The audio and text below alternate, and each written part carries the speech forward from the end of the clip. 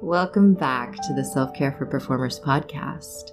My name is Marissa Harumi Moses, and I am your anchor point for deepening into conversations about the challenges and opportunities that lay in a self-caring approach to embodied performance practice. I'm so excited to welcome you to the 4th episode. Wow, this has been a journey already for me to get these conversations out here to share with you. While I definitely have a lot of practice deepening into very personal conversations in the privacy of my own home or behind the scenes of my interpersonal relationships, this choice to record and share some of them more publicly in a podcast with you is bringing up a lot of resistance. So I'm just going to breathe into that. Yeah. Yet, one of the opportunities for growth I most enjoy witnessing is when my friends and students choose to do the hard thing, when their soul is calling for change. So, why not practice this very thing myself? Which brings me to my current edge and pleasure to stretch my own capacity with the intense fire, resilience, honesty, and integrity that I get to share with my 2 guests on today's episode. These women have been energetic grounding rods for me in so many ways.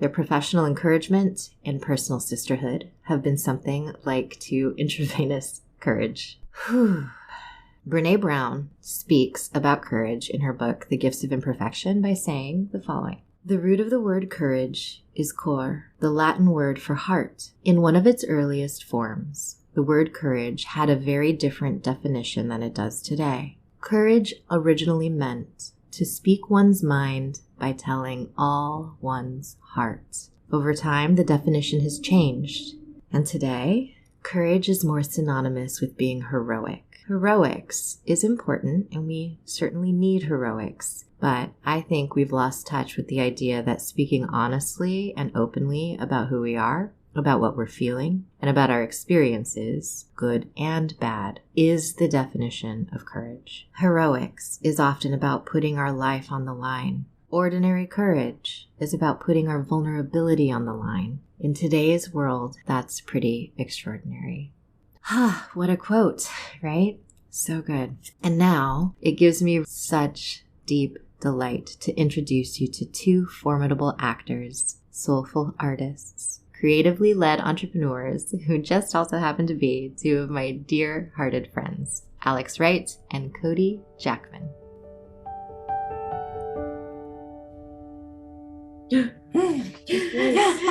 So We're doing it. We're doing it. This is so exciting.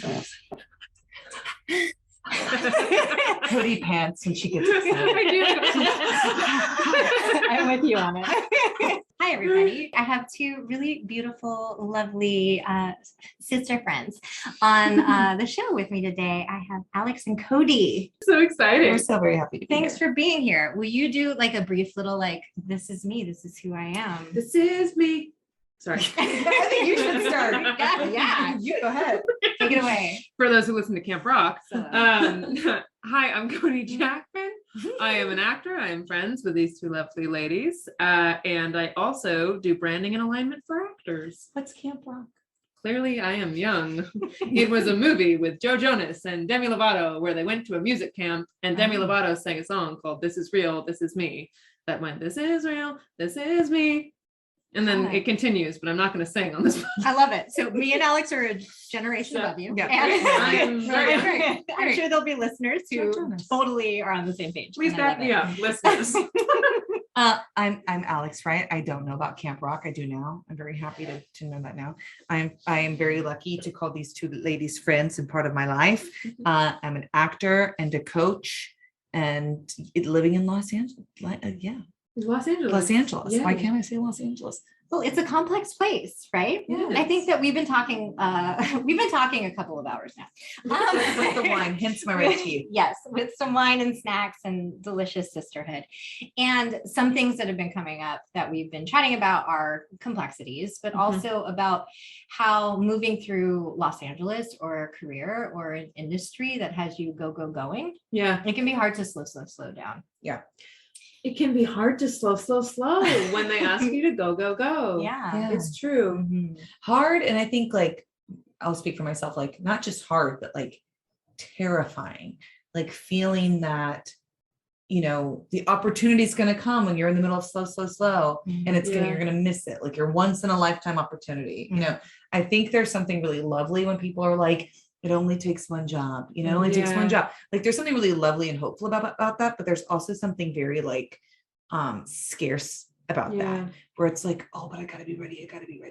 And we were talking about this earlier. It's like you can be slow and still be ready to go when you need to. Absolutely. I think pacing is such an interesting thing to like just bring into the fold, into this connection we have, that like pacing is individual. And also it's collective at the same time. Like you're on a project and the project has a certain kind of pacing, but like each performer or each participant in the creative capacity or the supportive roles, they're going to have their own pacing as a part of like how they're coming in and out of the project. Yeah. Right. But also we have our own lives as well that I think so often gets the back burner, as far as like there is no work-life balance that's touted as a performing artist. What the narrative that I've been fed throughout schooling and training has been, you better be ready to give up on all of your personal life, everything in order to be there, because the show must go on. Yeah.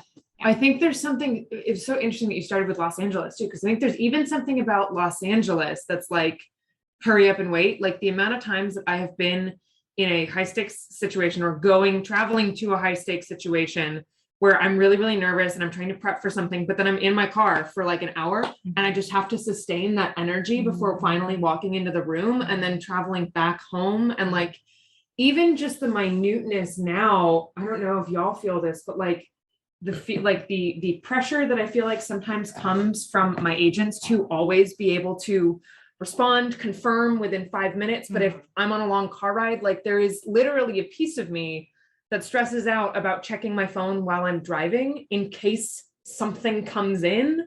And I just feel like it creates this underlying go, I need to hustle level of anxiety.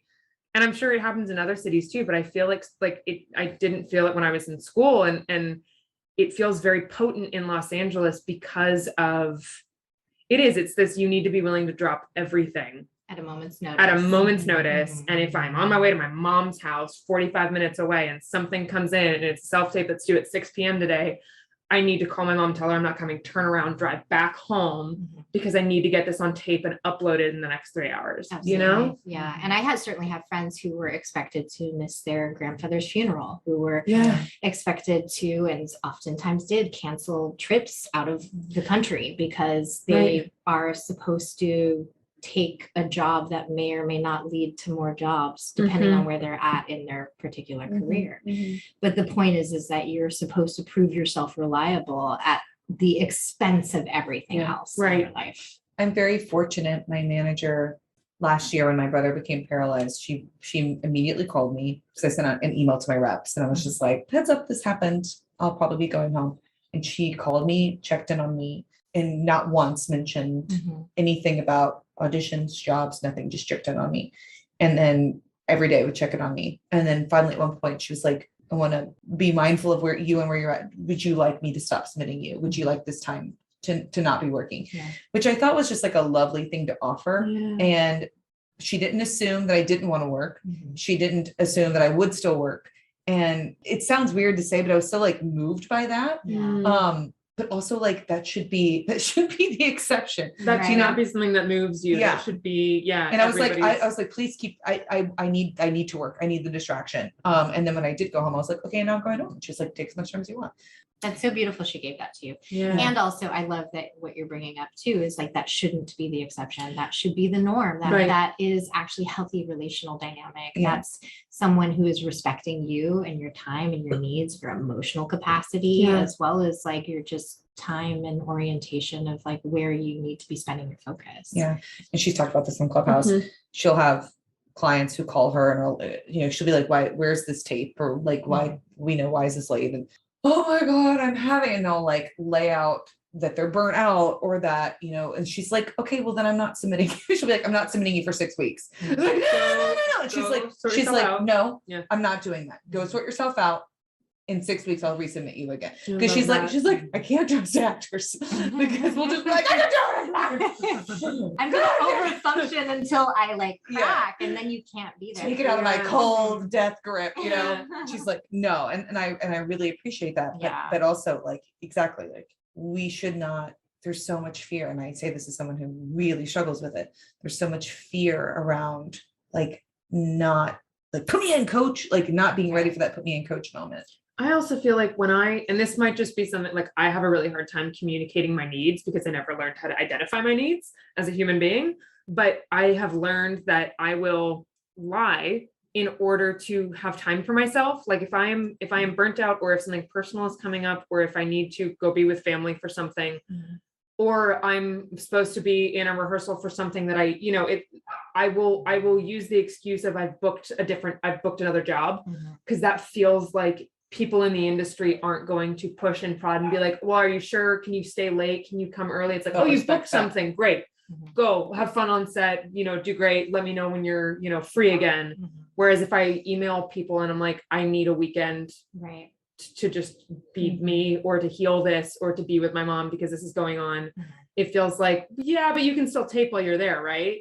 And I don't know, like, I don't know if y'all have done that, but I'm like, I have definitely noticed myself, lying, literally like saying I've booked something because it feels like that's the only excuse that I'm not going to get pushed back on. Well, I think that like I had to learn certain kinds of code words or phrases that could stand in as something respectable, regardless of what it was. Right. Like a stand for, oh, I have an event. It could be a birthday party. It is an event. Yeah. Oh, I already have a commitment. It could be to be in my bubble bath because I need some mental health, but I have committed to that. Yeah. And I think people respect I have a commitment. They respect I have an event. Yeah. They respect I'm already booked. It could be to book to go vacation. get on a vacation, right? With your family or with your significant other, or to, your kids, if you have kids, But I think that if we can use code words that are respected in order to just be blanket code words for something that we honor in our lives, it doesn't have to be lying. It could just be a framing that people will honor as a boundary. My new favorite one, and I use this with my mom. Sorry, Mom. She's not watching this. But sorry. I'll say I'm with the client, and I am the client. And if I say that, she leaves me alone. But if I'm like, I'm watching TV, I'll call you back. She's like, this will be very fast. Yeah. And it's never very fast. And so I'll just have to be like, I'm with the client. And she's like, oh, I love that. And I'm like, I am the client. The client is me. The client is me. I had an experience with a close family member the other day, and I was expressing a boundary, and I was like, you know what? I feel a little flooded and overwhelmed right now. Can we take a moment from this conversation? We can come back to it. I just need to put a pin in it for 10 minutes while I like have some alone time, or like go to the bathroom, or like and breathe, right? Yeah. I just need a little bit of space and breath before we keep going, because this person in my life who I love dearly moves very quickly and very voraciously with the way they communicate, and it can feel unending sometimes. And so it's not that I need or want to change them, but I do need to recognize I only have a certain amount of capacity that can keep going. And I think this is a great metaphor for career too, by the way, as well as individual people. But I had to recognize, look, I want to be here for you. I care about you. I value what you have to say and what you have to share. And I can't intake anymore right now. Like if you keep talking, I will be tuning you out, and all of the time we're spending together will be like it didn't happen. I said, so I need some space. And they kept going and going and going. Finally, I had to be like, look, I'm setting a boundary and you're not respecting it. I don't know if you understand this, but I've said it now 3 to 5 times, however many it was, and you're not respecting my boundary. And they were like, you're setting a boundary? I was like, yes. So like, what is the boundary? I was like, I'm saying I'm overtaxed. My focus feels overwhelmed. I need some space and time. And they were like, oh, but it'll only take a minute. I'm like, this is you crossing my boundary again. I recognize that it'll only take a minute. I don't have that space right now. Yeah. They're like, oh, okay. And it did not compute. And I think we have to teach people how to treat us.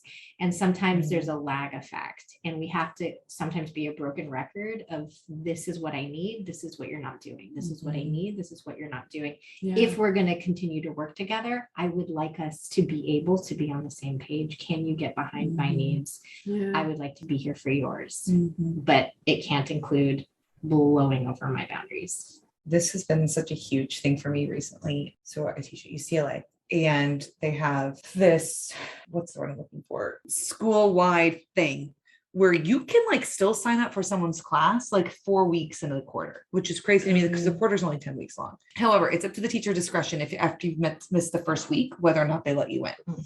And so I'm a teacher where if you've missed the first week, if it's an acting class, we've been doing ensemble building stuff. We've been building trust. It's just too hard. You can't come in. And so having students come in second week, third week, fourth week, hi, I'm coming in. I'm here for your class. I'm so sorry. Thank you so much for coming in. I know a lot of people who haven't been here the first week, but I hope we can work together next quarter. I think we teach people persistence, which is a beautiful thing to teach, but there is a difference between persistence and continuing to cross someone's boundary where, no joke, this happened several times. I would go out to use the bathroom halfway through class. That person would be outside. I know you said no, but I just wanted to ask you one more time. You're bombarding me outside the classroom. No, I'm so sorry. No. Emails. I know you said no today, but coming back the next day? I'm back. I know you said no, but I wanted to say, please, please, please. I mean, like this, like 3 people just like, and finally I was like, I don't know why you keep coming back. To one girl, I said, this makes me not want to work with you. Right. So please, I'm saying no. And part of me was like, this is the universe teaching me boundaries, because I'm someone who so easily would be like, oh, okay, fine. You know, but someone said to me, they were like, I think we teach young students, young college students, like, be persistent, be precocious, like go after what you want. And it's like, yes, there's space for that, but there are also just boundaries where people go, thank you. No. Right. But no. It's an interesting conversation to have, because the two like directly conflict with each other, but both are valuable, necessary, and needed in the world, but also in this industry in particular. Like, what is because it's like, I think it's something that we get taught in the industry too. It's like, be persistent with casting directors that you want to work with, but like some of those casting directors are the ones who are like, do not email me. Do not email me ever. Do like never email me. Right. And yet I'm sure they're getting hundreds of emails a day from. I think it's about being respectful of what people say. Yeah. Like, and being respectful of, I think it's both ways. Cause like if you reach out to an agent and they say, not right now, reach out in 6 months. I've heard so many agents who are like, and then that person never writes back. Right. You know, that's not persistence. That's giving up. Right. And I think persistence would be awesome. Thank you. I will reach back out in 6 months. And then reaching out in 6 months. That's persistence. Crossing a boundary would be, are you sure? Yeah. You sure? I think I know it's better for you. I know it's not in 6 months, but are you sure? Please, please, please. So I think that persistence is, I hope we can work together another quarter. And then you coming back the next quarter. That's persistence. Right. Boundary crossing is, I'm assuming that I know what's best for you, and because it's what's best for me. And that sounds like what happened with your family member. I know what's best for you because it's what's best for me. I want to like say that again for the listeners.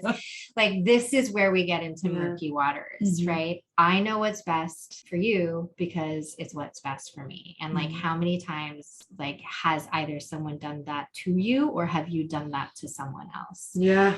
And I think where we can start to identify that, and this isn't to shame anybody, but like also an awareness that sometimes shame will come up, and shame is an important feeling that we can have. We just don't want to try to make someone feel it. When we ask for accountability, when we ask for clarity around like how our actions or someone else's actions have directly impacted a situation or a dynamic or a person's feelings or an experience of safety or clarity around their own boundaries. But being able to identify that we don't know what's best for someone else. We have to be interrelational with them in order to figure out how there is space to work. Because I've heard this said by so many people, boundaries don't keep people out, they show people where the door is. So not only can we do that for each other to show each other where our door is, but we can also look out for each other's boundaries too. Be like, oh, that person said no in these areas. They didn't address this area, or they said a yes to this area. So let's approach the area that either is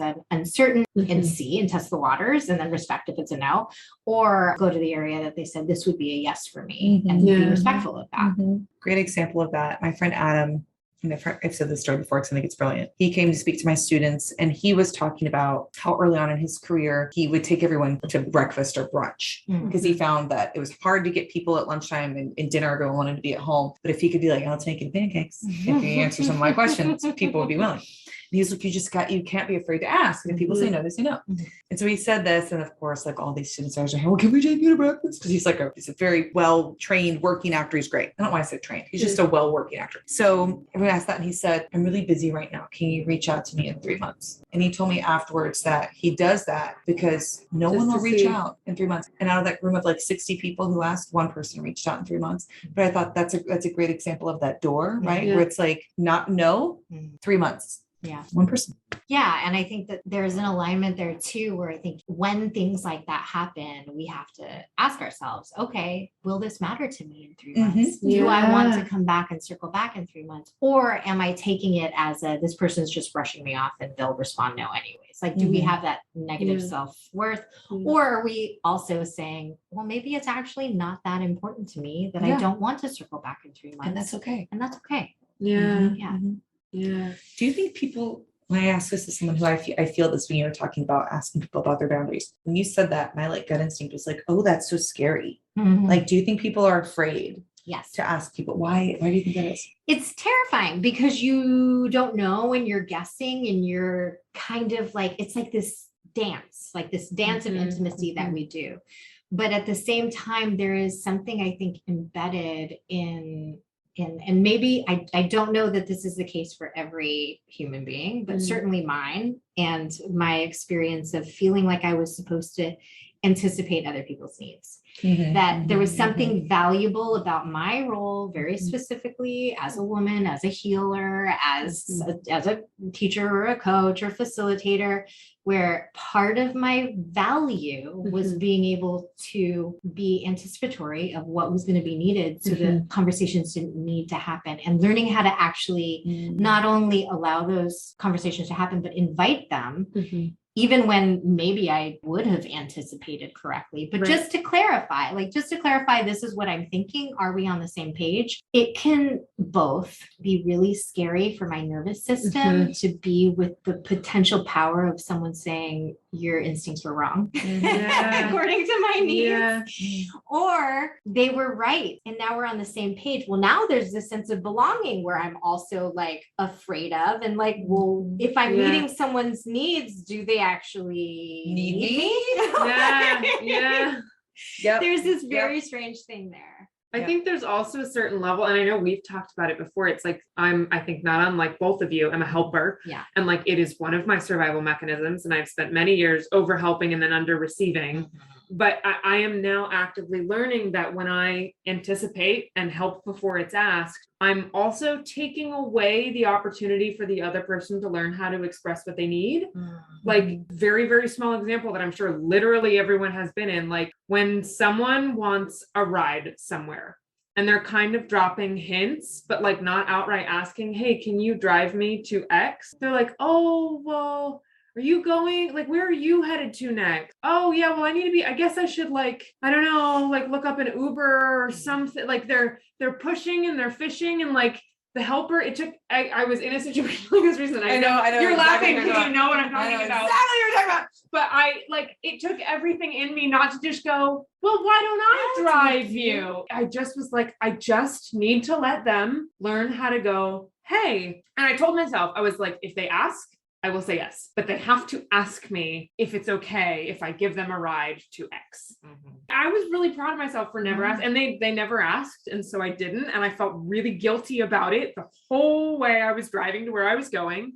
But it's like, I think we've all been in that situation. And I think by consistently living in a society, I think, especially with artists, where we're all trying to anticipate everybody's needs, it's why a lot of us have a really hard time verbally expressing our needs in a way that is healthy and effective, and we should be more comfortable with, but we're not. you know? Absolutely. And I've been repatterning a lot of that very specific dynamic with my family over the last couple years, where I have a couple family members that will not ask for what they need. But they will drop hints and they will fish and they will paint themselves broken and not able to do the thing that they are wanting to help with. And it is very fascinating to watch myself watch them. And sometimes I just allow it to play out and just let them do their thing. And if they ask, I'll either be clear about what I can or can't do. Or every once in a while, I will actually say, it sounds like you might need help with such and such. I'd be happy to help you if you'd like to ask, but I don't want to overstep boundaries if it's something you want to do on your own. And they've started to go, oh, and sometimes they don't ask. And they're like, well, no, I'm not going to ask. Like, it's like they're not allowed to ask. Because I think that's a self-worth connection on their end, potentially. And I've been that person too, because I learned that through their modeling as people who raised me, right? So I definitely have a long history of being like, well, let me paint myself broken and maybe someone will come in and they'll see. And I've had enough friends who are helpers who have anticipated my needs to the point where we do build connection that way. Yet at the same time, the more me and my sort of like very nuclear friendships have been rehabilitating that way in which we act with ourselves and one another and consciously call ourselves and each other out and have it not be a source of shame, but a source of building clarity around like who we are individually, letting it be okay that we didn't know better before and that we want to find a different way forward because it helps us orient to where we actually are. And when we do need help, to be willing to step into the bravery of the vulnerability of saying, hey, this would feel really good right now if I had help here. Do you have the capacity for it? Sometimes it's a yes, sometimes it's a no.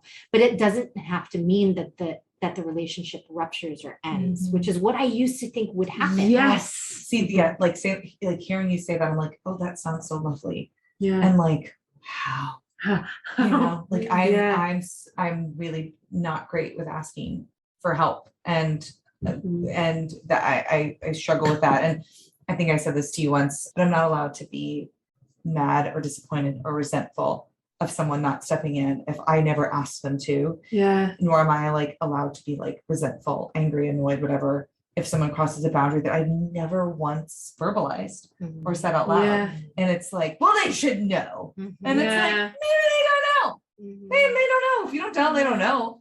And so I have to catch myself with that a lot of being like, this person is asking this of me.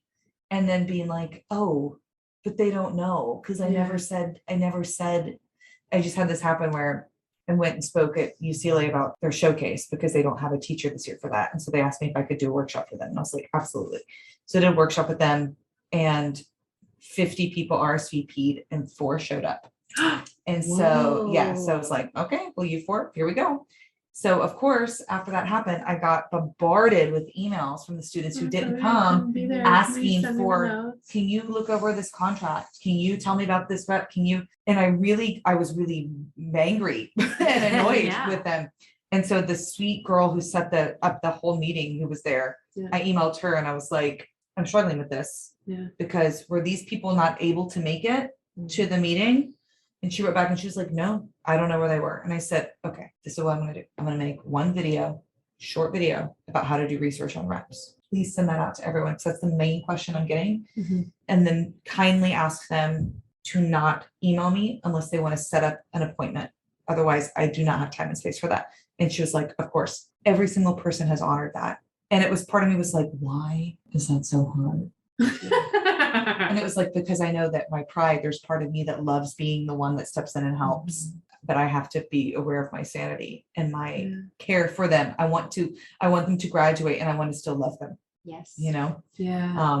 But that was a big moment of like, I'm going to do this and then no more. And then being like, oh, people can do that. Yeah. Okay. And if someone crosses that, the idea of like wanting them to graduate and wanting you to still love them too is interesting because it's true. It's like when you continually don't verbalize a boundary and someone continually crosses it, it will build resentment in the relationship. And all of a sudden now, this is a person that you are putting a lot of your own stuff on top of. And maybe you would express the boundary and behavior would change immediately. Maybe it wouldn't, but you're not giving either of you the opportunity to be there authentically and fully in a way that would actually build a relationship that is sustainable. Yes. You know, so it's almost like I say I'm talking to myself, really. It's like I have been in so many situations where I did my helper tendencies and felt like I was caretaking the other person, and then also didn't express what I needed or my own boundaries. So I was constantly being walked all over. And now all of a sudden, not only am I resentful because they're walking all over me, but I'm resentful because I'm giving so much to this relationship and I'm getting nothing back. And I'm assuming that they are aware of this and they are using it. Some people are, but a lot of people aren't. And it's just a weird pattern that I think a lot of artists and a lot of empaths have. And it's a really hard one to unlearn. It really is. And I love what you brought up where some people are and some people aren't, you know, Right. and I think that that's where like this key, I keep coming back to this word discernment over the last many years. And this is something I've learned by fire over the last at least a decade. Sometimes I would be like, well, they must not know. I must not be communicating well. And then we would get to a point where I go, oh no, they knew, they didn't care. Yeah. And those are the people I've had to sever ties with because they have not been healthy to my experience of safety and well-being. Yeah. And if I didn't have those very direct conversations with them, I wouldn't have known how misaligned at a core level we really were. And I think that that's another reason why it can be scary to have these conversations, because sometimes you do find out that on a core level, you are very misaligned and you cannot continue moving forward with certain people in your career or your friendship group, or even sometimes depending on how you're setting your boundaries and what your values are and how you're moving through the world. I've done similar things with family members, and that's really hard. I have a hard question for you. Speaking of like, some people just aren't aligned with you. Do you think that there are people who are not aligned with this career in terms of maybe like not just an acting career, but an artist's career, because their boundaries are so closed that it doesn't allow for there to be work, expansive work, or even like work with other people? Am I articulating this well? I love this question. Let's keep going with it Yeah, and keep talking about unpack it, because it feels like there's like a lot of rich, dense content in it. So, for example, I'm sorry I keep talking about UCLA. We are right now in the middle of the faculty having a very, not like an official conversation, but just amongst faculty members about, in the past 4 years, there's been a lot of students who have very clear boundaries about, I will not accept notes. You cannot give me critiques. I will not be memorized next class because I am overwhelmed. Well, that's going to affect your grade. That should not be allowed because this is a boundary I'm setting. And it feels like an abuse of like the word, also like an abuse of the word triggered. Like, hey, it's not professional for you to be on your phone while your classmates are performing. I'm really triggered by the fact that you just told me that. We had a conversation about this because my roommate, I just want to quickly interject. My roommate from college is now in med school and she's studying a lot of neuroscience, and I was telling her about your experience with a lot of your students, and as someone in the medical profession, she was like, this is infuriating because triggered is a real word that we use for a lot of psychological instances. She's like, when I'm working with people who have been diagnosed with PTSD and they're triggered, something physically happens in their body. And there are a lot of people who are adopting this word either in a joking way or in a way to label very, very small moments. And she's like, it's frustrating as a medical professional because I feel like it is now minimizing a term that we are using to identify a physical response that someone is having because of psychological trauma. I just wanted to throw that in there. I don't know. I think that there's a difference between being uncomfortable and feeling uncomfortable because you're being challenged. You're being asked to grow or step into your potential. There's a difference between feeling uncomfortable in that and feeling unsafe and feeling like you're being abused or manipulated, or your emotions are being taken advantage of or manipulated. And I've never had, until you were talking, I was like, well, maybe there are some people where it's like your boundaries aren't in alignment with feeling uncomfortable, which again is different than I'm uncomfortable because I feel unsafe versus like, oh, I'm uncomfortable because like, I'm like rooting into something that like I've never really experienced before, or I'm being asked to like show up in a way I've never experienced before. And I'm curious what your thoughts are on that. Yeah, the word that keeps coming up is willingness to me. That came up earlier in our conversations, I think before the podcast. Like, are you willing to step into an experience of growth or of abundance or joy or possibility and truthfully, depending on the person, that could be legitimately terrifying depending on the experiences that they've had and what they've known. And I think the thing is that, one, we have to take people at the value of what they're saying. And as performing artists, very specifically, we practice reading people. And we get pretty good at calling bullshit. And at the same time, we don't know what's underneath the layers of that bullshit, because oftentimes bullshit covers up something very real. Yeah. And so I think it's a tricky space to be in. And I think that as someone who is facilitating education, I think that having those kinds of conversations and being like, look, some people will utilize it as a way to not be uncomfortable, because their understanding of being uncomfortable is not something that they're willing or wanting to step into. I think if we are going to step into an experience of being an artist, there is a degree of uncertainty that is a part of the process of becoming, unbecoming, layering, delayering, deconstructing, allowing, being creative. Like, this is a part of like the dance and the flow of the intimacy of creative energies. And I think when that is identified and honored and taken a look at as like, okay, can we be safe in play? Truth is, a lot of us, maybe even most of us, are terrified of play. Because you have to have a certain baseline of safety in order to feel safe to play.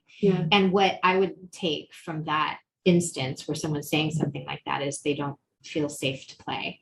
And however it manifests, and maybe they are using it to manipulate a situation consciously or unconsciously, almost doesn't matter. But it's sort of like, what's the framing of the either mindset or the circumstances or the experience that allows them to feel safe enough to allow the spirit of potential possibility to be in the mix? Because I feel like that sort of, that artist spirit, that I this is my personal belief, and this is just how I choose to orient myself. I believe we all have that in us, right? And there are a lot of people who feel the same way and teach from that perspective. And I align with people who do teach from that perspective. There's a book, The Four Agreements.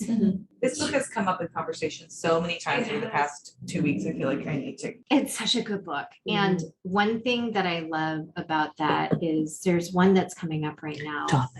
Don Miguel Ruiz. Such a beautiful, so it's it is Toltec wisdoms. So this is an indigenous tribe, I believe, from Mexico. Am I correct? I think so, yeah. I believe so. There are such beautiful alignments. There are four basic ones, but the one that's coming up right now for me is like, do your best, no more, no less. And I think we're taught to do more than our best. And sometimes when there's like a concept of that narrative driving an experience of whether it's a course or a career or like a relationship, sometimes boundaries become over rigid, almost like a testing. Will you respect me in my boundaries? Yes.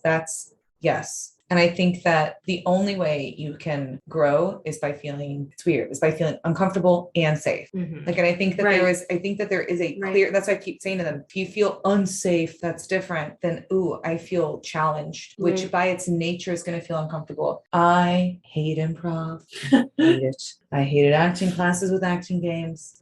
I hated it. Even working on Macbeth and doing your movement stuff, so uncomfortable. I know, I watched your body freeze up. You're like, I don't want to. Please don't make me move improvisationally. And that is that. But as I'm doing it, I'm like, I'm learning so much. I am growing. And those are all the classes I had. My most growth, voice class. Oh my God, like breathing into all those spaces. Body work, I think, is uncomfortable. Breathing into the spaces. But the only way you're allowed to feel uncomfortable is by knowing that you're safe. Right. But I think you have to have both. And I think that it's so easy to be like, no, I have a boundary. And like, yes, let those people, yes. And you don't have to participate. And it's just also a disservice, you know, like even earlier when we were like holding, y'all missed this. I'm so sorry, but it was a beautiful moment. We were holding hands and we were saying lovely things about each other. And like, y'all came to me and I was like, oh God, like, And it's such a lovely thing. And yet I felt so uncomfortable. Like we can feel uncomfortable in even lovely moments because it's just, and I felt so safe with y'all still. And I felt uncomfortable. Like I think that both things can exist. And that's where growth happens. But I think we've gotten really used to being like, I'm uncomfortable. Here's my boundary. Stay back. Versus I'm uncomfortable and I'm safe. Okay, I can breathe into this and know that it's safe to feel uncomfortable. How many times can I say safe and uncomfortable in a sentence? Well, I mean, that to me sounds like yoga, like a yogic experience, like yoga meaning to yoke, to like kind of experience something where you are almost like a tantric thing where you are exploring the edges of a capacity and you're not going too far, too fast, too soon and creating like a legitimate experience of something your body can't integrate, which is where that trauma experience comes from, right? And perhaps people have done that. And so they become over rigid and over fixed with their boundaries because they don't want to experience that again. Right. Yeah. And at the same time, and for some of us, we do need to pull back completely and have very clear boundaries and have very clear understanding that people will respect them. And in those instances, it may or may not be the right time to enter into a training program that's going to be asking you to stretch and open into new ways of being very uncomfortable and very vulnerable in settings that can be safe and scary. And at the same time, depending on who is in your cohort, how your dynamics are with the people you're relating to, whether it's the people in charge or the people that you're learning alongside, it can legitimately be an unsafe experience. And I don't want to gaslight any of our listeners into thinking that they're instincts that this isn't safe for me to do are somehow wrong. 100%. Always 100%. listen. And I think not even just a training program, like any acting class or any class, doesn't even have to be an acting class. I think knowing when you're in a growth phase and knowing when you're ready for that. 2 years ago, when I started doing the witness prep stuff, I was so bad at it. I was so bad at it. So Alex says witness prep stuff. And do you want to explain what that is? Yes, I prep witnesses and lawyers for trials and depositions and I had to be trained to do it. Kodi was there for this. I was so bad at it. I cried all the time because there was many a law. I was so bad at it. I'm better now, but I had to go through a phase where I found this thing online that was like, be okay with sucking at something new. And I was like, I don't know if I'm in a space to be okay with sucking with something new. And then finally I was like, but this is good because I hadn't been challenged to that extent in such a long time. Not that everyone needs to cry like me. I just cried a lot. But I think knowing when you are in a season to be okay with sucking at something new, whether that's a whole training program or a new acting class or an improv class, whatever it may be. And also exactly like you said, thank you for saying that. Also knowing when it is genuinely just not a good place for you to be. I was in an acting class out of New York and it was so abusive. Not even towards me, towards other people in the class. She made fun of me, but I didn't feel abused. But I was like, I just don't want to be in an environment where like this is happening and where this is okay. And that was a difference of I don't feel uncomfortable. I feel unsafe. Right.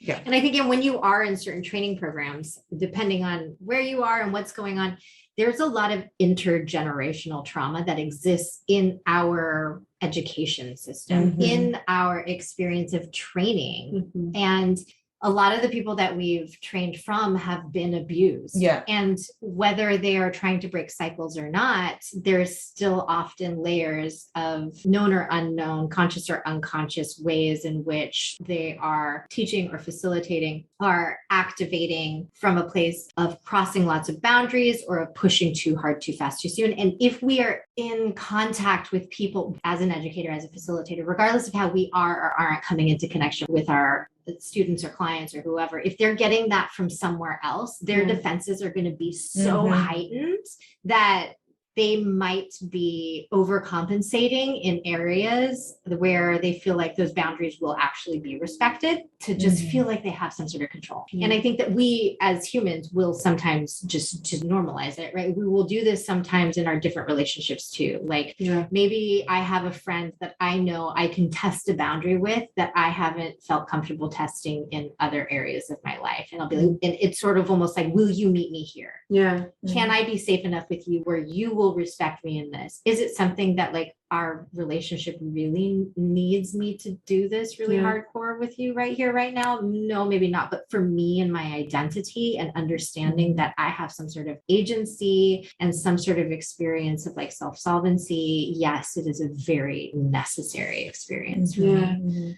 I think also as performing artists, something that you said earlier, Marissa, was the idea of willingness and how it does kind of live on a scale, as does humans as we work through trauma and patterns. Like that fluctuates day to day. And I think the idea of deciding if you're in a season where you're willing to work through that stuff and you're willing to be uncomfortable in safe spaces is a really interesting conversation to have. And it's story that kept coming up for me was I have this memory of there was a lot happening in my personal life. And it was one of those days where, it's like I was up and in class and I was just on the verge of tears all day for like 8 different reasons, because there was a lot happening with my family and having to be in class training and doing emotionally vulnerable activities. Like there was one movement class that we had towards the end of the day, which was basically just movement improv, which I happen to love, but like I just did not have the capacity to jump in. And I remember our movement teacher at the time kind of noticing it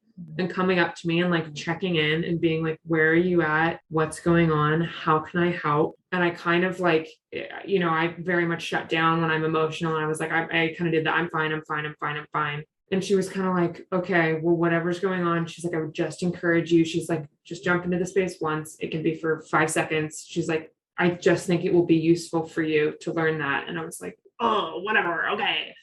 So I jumped into the space and like, again, jumped right back out pretty much immediately. But like, there was a lesson in, as a performing artist, there have been times now in my career where I've been in a show that has been running through a personal issue that I've had, and I have had to go to the theater and go on and perform, even though I'm on the verge of tears personally. And I think there's a lesson in being willing to have all of what comes with being a human being going on while I was training, and being in a space where I felt like I was held and safe, but also being encouraged to glean what I could in terms of learning from an experience of being an emotional human who has chosen an emotional and vulnerable profession. And I just think it comes back to willingness. I think there are going to be days as a performer where if you're doing a show that runs for, if you're a series regular on a show, that's a completely different thing. But my tangible experience recently has been theater. And so it's like, as an actor, you're going to be asked to act on, hopefully, if you have a successful career, you're going to be asked to act on days where maybe you don't feel like acting.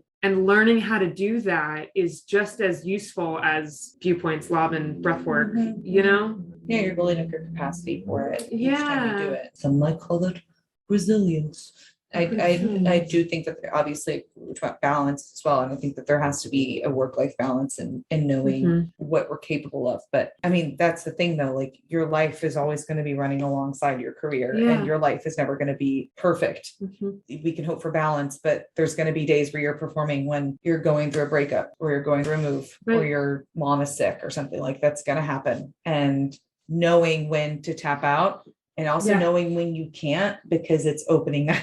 Right. And you have no understudy. And how do you hold space for both? Yeah. In those moments when I've had to carrying on, when things were falling apart otherwise, those have sometimes been the most transcendent experiences of mine. Yes, that's an uncomfortable thing. Best performances. Yes. Like some of those dropped in. And I think part of that is like a part of my mind checks out and I bypass. That's exactly into what my it is. instincts. Yeah. And there is some sort of channeling that happens. It becomes like a spiritual experience where I'm all of a sudden I've given over the reins and I'm allowing something else to move me through the motions. Yeah. And hopefully I know my lines enough and my blocking enough or my choreography enough, depending on what I'm doing. Yeah. Where I can just show up and allow it to be alive in the moment. Yeah. Sometimes when you have nothing left to give, what is just present is not only enough, but sometimes is exactly what's needed. Yeah. That's why Jersey Grotowski would like wear out his company members and people say they do their best work when they're sick. It's like all you can do is just be present and listen. And again, that's that like uncomfortable thing. Like knowing like, oh, this isn't going to be easy, but it's not going to be easy, but I can let it be what it is. And there's ease in that. Yeah. if that makes sense. And I think there's something because Grotowski, I went to UC Irvine, right? And so Grotowski was there teaching, and there was this barn and a yurt that he was like known for like holding a bunch of movement stuff. Hey everyone, stepping in here for a quick side note on Grotowski. I mentioned Grotowski taught at UC Irvine, and I realized it might sound as though I went there while he was teaching, and that is very much not the case. He taught at UCI from 1983, which happens to be the year I was born, through 1986, and I'm going to link more in the show notes in case you like some more reference materials about his time at Irvine.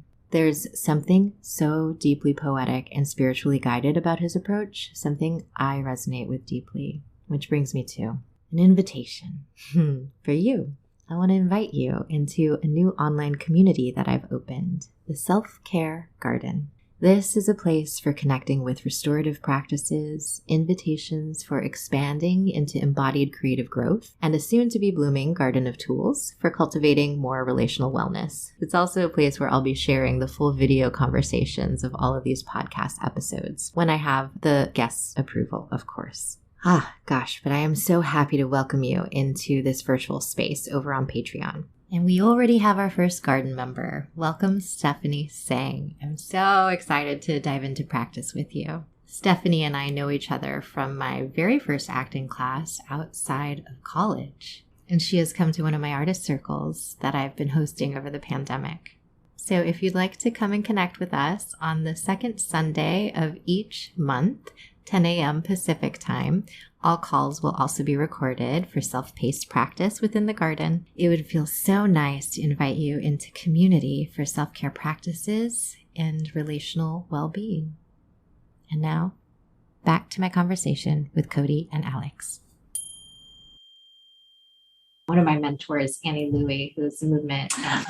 I have Annie's book. You have Annie's book. I love Annie's book. I love Annie. I love Annie's book. It's an excellent book. I use it all the time. I love that. Yeah, I used to use it when I was teaching contact improv, and I loved being able to utilize her book, but also like having the time with her in that space. Like there was something that I didn't take her classes at Irvine, but I was in one of her performances there as an actor that she directed. And then I worked with her a little bit afterwards, and we have continued over the course of the years. It's been a minute now. I need to reach back out to circle back and cycle back to, how have you been? What are you doing? I love the work that you do. What are you, she's always been very encouraging of me. And there's something about that sort of space that I learned about because we did study at least a little bit in my courses about Grotowski, because I think I went to Irvine. So there was like, well, we better talk about it. But also I've studied a little bit with some incredible physical theater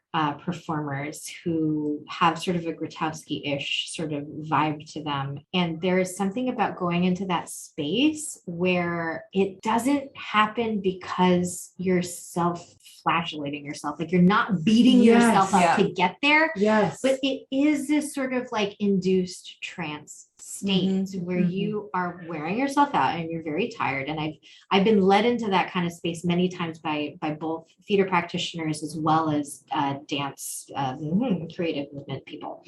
And there's this really beautiful experience of like what happens when the body is taken to its fullest capacity, but without self-harm. Yeah. Yes. Yeah. Yeah.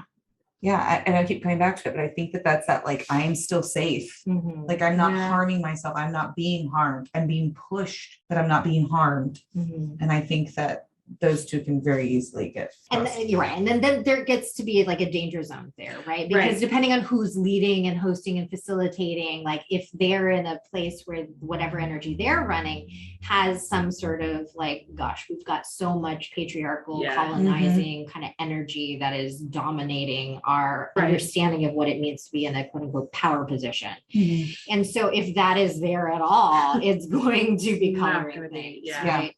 So I think that like checking oneself if you're leading and hosting something, but also checking you're in with like, do I feel unsafe? And is it because I have my own stuff I'm needing to work through? Or is it because there's something really going on? I think the other thing is like learning how to identify what unsafe actually is, because I think sometimes I this isn't a fully formed thought, but like the idea that people are claiming to be not claiming, people are saying that they feel unsafe in situations that maybe from the outside look very safe, in terms of like, you just told me to get off of my phone because someone's performing, I'm triggered now. Like, I think there is a certain learning curve to identifying, okay, what do I feel unsafe with because I'm dealing with something that I didn't realize I was carrying with me, and it's coming up, and now I'm feeling very uncomfortable and vulnerable in a way that I don't want to be in this space. And when am I feeling unsafe because the situation that I'm in is actually not okay? Right. And I think that can be a very fine line. And depending on how much you've actually been exposed to unsafe feelings and situations, it can be a really hard thing to distinguish in terms of what's happening, like what is actually happening right now. And I think when you're in an exhausted state, either physically or emotionally, having the ability to mentally sit down and go, what's happening right now? Is it something that's coming up for me that I'm not comfortable with? Or is it something that's happening in the situation that's actually making me unsafe? Can be really difficult to navigate. And I think that's such a great thing to bring up. And at the same time, like a piece that I've been really interested in is, what if it doesn't matter which one it is? What if the point is there is a lack of safety? Yeah. And so what is the safety that needs to be supported? Like, how do we negotiate and navigate that either individually for ourselves by saying like, look, this actually legitimately is something I think I need to take some time and space to go process, whether that means dropping a class or having a conversation with my instructor after class, or taking a break and just clearing my head and going for a walk, or just being quiet and in stillness and choosing not to engage and just being passive for a moment while you let your emotions run through your body. But that there is something going on that is activating. And there is a lot of metaphor, I think, that will come into play, especially in something like an education system or in an industry experience or a production, where ultimately at the end of the day, a lot of these systems are run by capitalism. Right. And I think that the work that we do as artists, it's a gift. Right. And so when there's something that feels in conflict with that, sometimes that feels, for me, at least, I'm just going to speak for myself, that inherently feels unsafe. And I think that finding a way, like what I want to breathe into that would feel so good to me, is to just work and breathe and be and play with other groups of artists who understand that, like, it's okay to be human. It's okay. Sometimes phone calls come up and I'm going to leave the room and I'm going to do this, but like we come back a little like I mentioned to these girls earlier, like I've been looking a lot into neurodivergence and like ADD, ADHD, and I haven't been diagnosed, but I resonate a lot with ADD qualities. And I think as artists also, we train into that kind of neurodivergence on purpose. And so if we are naturally already neurodivergent in that way, it can be an asset. And also some of us who might not be predisposed, we will train our brains to work divergently and be more creative and find more possibilities. And I think that is also challenging when you then come back into some sort of a system that's asking you to be like off your phone and do your focus and show up in this way. And then you're going to be graded. And then we're going to decide whether or not you're going to move on to the next class. And regardless of how wonderful and inviting of complexity as a teacher is, I know I've struggled as an instructor in like a college setting or in a studio setting, where I feel like the fundamental framework of what it is I'm being asked to come in and do and what it is that I know breeds the safety and the stretching of capacity, the way that I'm interested in doing it, are kind of like, it's hard. It's been challenging. It's been a challenge for me to find access to the breadth of creative spirit that I want to bring into something. And oftentimes a lot of the students that I find do the best work in my classes, or the work that I'm looking to give life to, are the students that a lot of other teachers have a hard time with. It's interesting. I don't need to fully go into this, but I was working the front of house and then was watching a production this past weekend where I just noticed a bunch of interesting things. Like there was a gentleman who came, and this is a 3-hour show and it has 2 intermissions. He showed up late, so we couldn't see him until the first intermission, right? So we missed the first chunk of the show. And then also he was like, this was the only day I could come to see the show. I really, really want to see it. This is an important story to me. I also have to be in Marina Del Rey to get on a boat for my best friend's wedding at like 6 p.m. Do I stay? And then is there a way I can leave halfway through the final act? And like the theater's policy was like, we only let people sit or leave during intermission. But like again, it's the production of Angels in America happening right now. And it was very, very personal for him in a lot of ways. And so, as we kind of just made the executive decision as front of house to like put a chair at the very side of the audience so that he could stay as long as he possibly could and then left. But I know, like, as an actor on stage, just like, I don't know if the actors were told that was happening or what, but I know personally as an actor who's seen people leave in the middle of a scene that I've been in before, you don't know what's happening in people's lives. And I think a lot of times, I don't know, we can color it personally. So if someone leaves in the middle of a scene as an actor, it's because I'm horrible, or as an actor in a college setting who's doing their monologue and someone's on their phone, it's personal because I'm not good and I'm boring them. Like, we don't know if that person's mom is in the hospital and someone is like, I think it's really hard for human beings sometimes to remove I've done something wrong. And that's why this behavior is happening. And it was just an interesting lesson for me to be in that situation and like watch it happen at first as like a person who tried to facilitate it. And then as an audience member, watching him leave and watching the actors clock him leave, being like, oh, I feel this in my soul. And I wanted to explain it to them because this audience, I don't know. There's so much happening under the surface that we can't see all the time.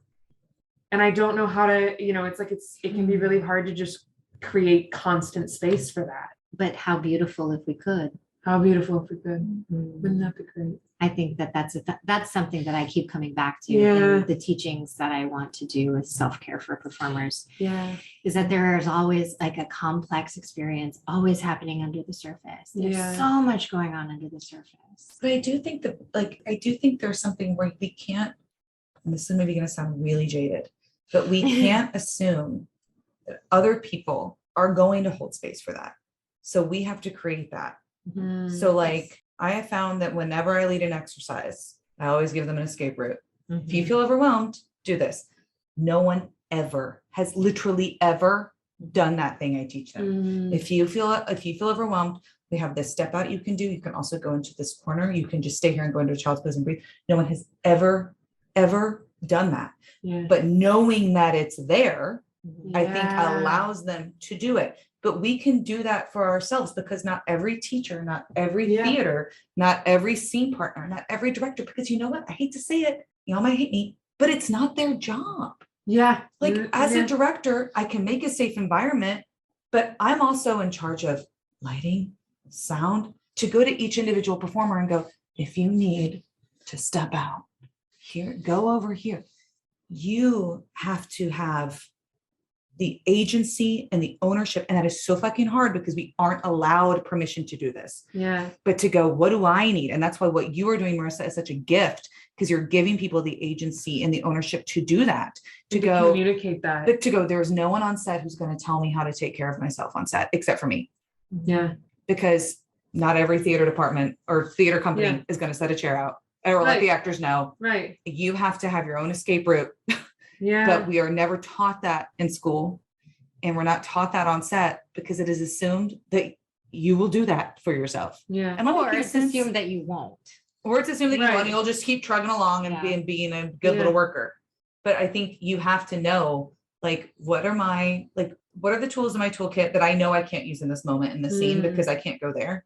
What are my memories that I know I can't go there right now because they're not helpful? When do I know when I'm in it, and when do I know when I'm losing control of it, and when do I know when I'm just losing control? And how do I get out of that so that I'm not making, and this is sound horrible, so that I'm not making my process everyone else's problem on set. This is a weird example, but if you're using some sort of emotional memory recall thing because it gets you there in the moment, but then you can't pull yourself out of it, that's not safe for you, and that's also not safe for the other people on set.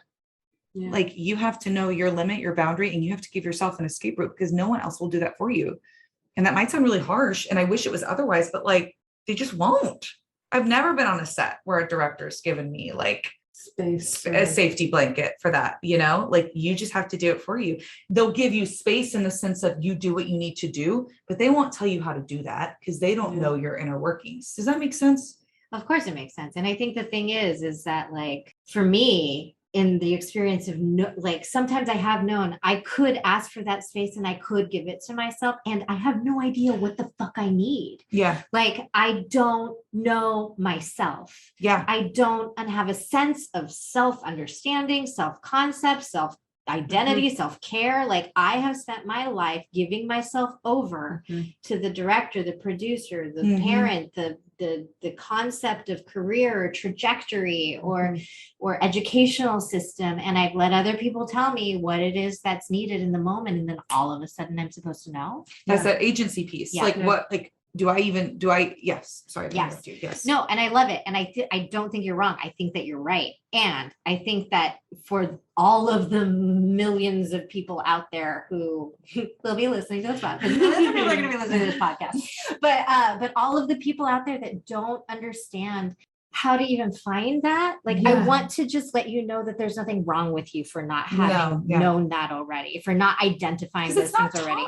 It's not taught. And I think that Alex is right. Like, those are things that are our responsibility. Yeah. They are something for us each to delve into, to dive into, to understand through a sense of self-intimacy. What is it that I do need? And if we don't have intimacy in our relationships because we're over functioning and not actually asking people what they do or don't need and afraid to have those conversations and therefore not having them even with ourselves, then that's going to be a really hard thing to know and to navigate. And so I think we need to really build a clear relationship with ourselves, a really deep understanding, whether you want to call it your inner child work or whether you want to call it a relationship with your inner artist, or the aspects of your softness or your vulnerability or whatever it is you call it. Yeah. But there is some sort of relationship that you can, and I invite you to, and clearly Alex is advocating for. Do it. But to get to know yourself. And I mean, and it doesn't have to be such high stakes like we're talking about now. The idea is like, for performers, it's like, do it when it's low stakes. I love this concept. You introduced this to me earlier and I was like, why, yes, of course, that makes total sense. Yeah. So that when high stakes come, you understand, you have your experience already. Yeah. You already have the rapport with yourself where you can be like, what's going on, self? Well, I feel really overwhelmed right now and I'm really uncomfortable and I just, right? And then it freaks out and you go, oh, okay. And you have a way to talk to yourself a little bit, like a little self-parenting or whatever. And you can be like, okay, well, would it feel good to maybe step out for 10 minutes? No, I need to go home now, right? And then your inner experience will respond. But if you cultivate a voice that you have that can be caring and self-soothing, regardless of what 98% of the rest of you is going through in a given situation, then at least you have some sort of connection to a piece of your consciousness that can hold space for your experience and can hold space for the artistic experience too. And that way, when you are doing some sort of emotional recall, right?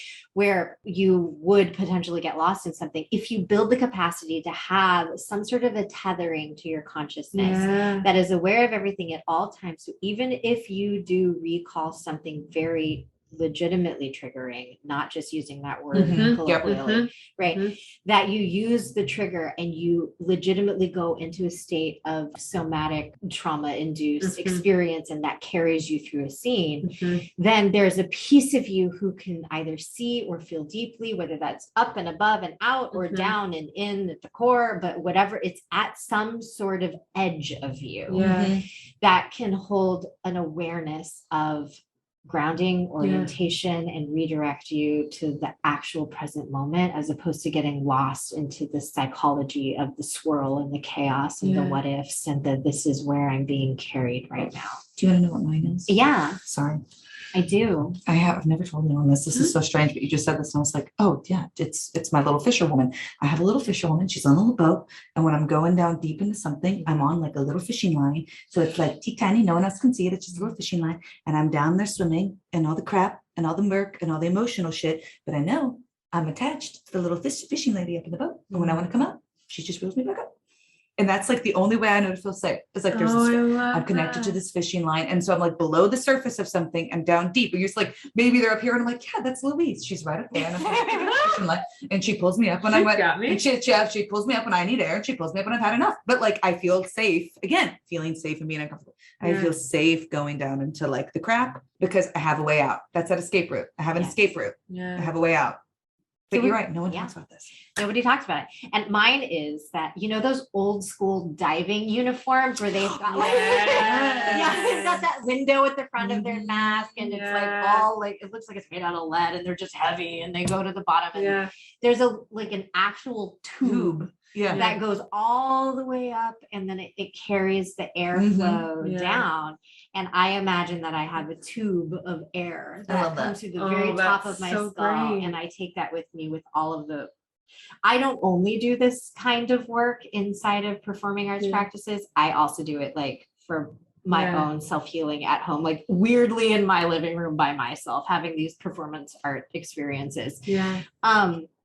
Because there's certain kinds of energies that are a part of my psyche that I'm like, what is going on here? And I'm not ready to share this with anybody. So let's walk around my living room and like embody some very dark stuff.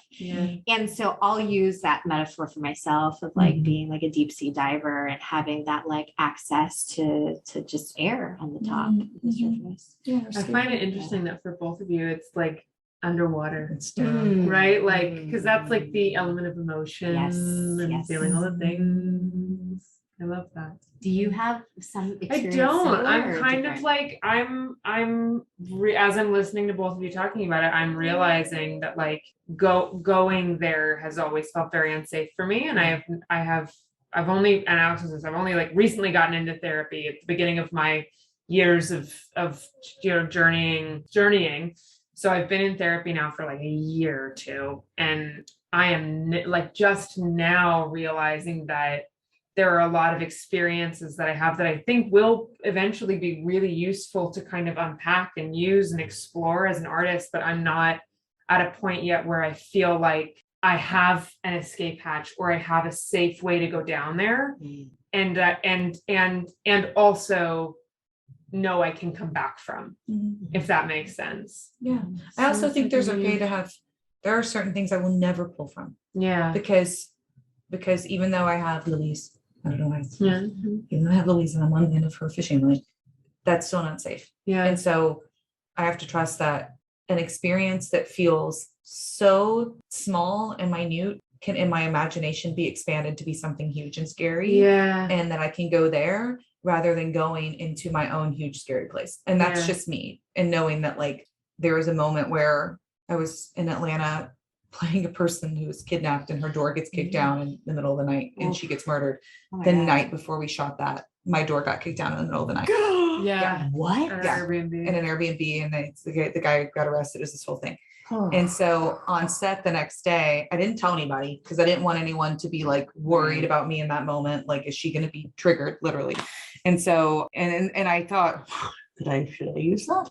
And then I was like, no, I should not. Too close. No, there was no Louise in that case. Louise is not the time. Louise is gone. And I have not used that since. And to be honest, I feel fully worked through that. I've worked through therapy for that. But I'm just like, there's just something in me that's like, no. And so I can pull on a myriad of other scary moments that were, you know, Cody had this inside joke. She was trying to tree once, and she was like, tree. So like these little moments that I can just expand, you know, and that is always to me that it is just as powerful and effective. We don't have to torture ourselves. Thank you. We don't have to torture ourselves.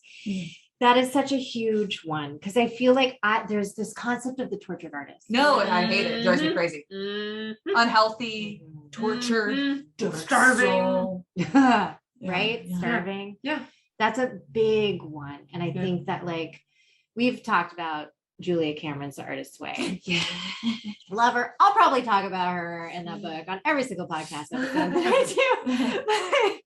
But like legitimately changed my life and is still changing my life based on those teachings, because some of it I'm still trying to live into. And one of those is like, you don't have to be a tortured artist. Like really question yourself. Like what are the narratives that you've inherited of what it is you think it needs to mean in order to show up for what you're called to, if you are called to being a creative and artist. Yeah. I also just want to say, I think this conversation is so important. I know we've mentioned like all of these tools, these beautiful tools that you're disseminating can be used not just within the creating sphere, but also in relationships.